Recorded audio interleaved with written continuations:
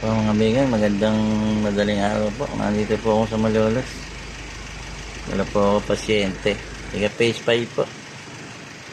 Anak ko ni Calordes namin lupon. Ito, sumasakit po yung taglirat. Ayan po, naibaba ko na po sa loob.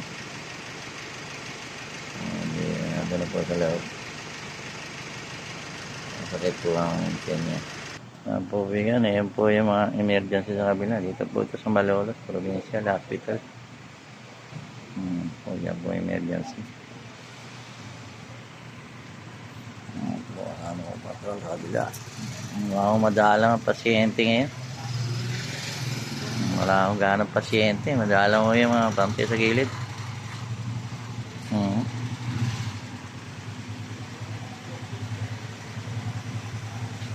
Wala akong ganang pasyente.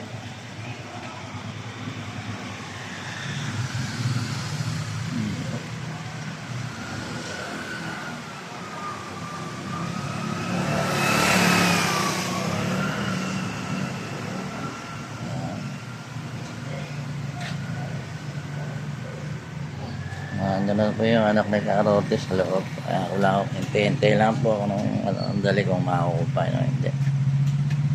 Kaya uwi na rin ko.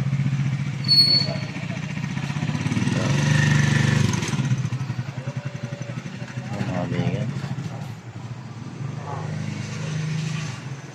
Dala ko wali dalawang ambulansya na po yung nandun sa loob. Konti yung pasyente. At padbasa, madaling araw na. Sige po mga bigan, ito na naman po natulungan ng ating barangay. Yan ang bagong baryo, Pandi. Kasama ko si Bigan, driver ng patrol, at sa aming kapitana. Taran, ang Sebastian, Nicolas. Sige po, babi na po mga bigan. Bigan, cut ko na.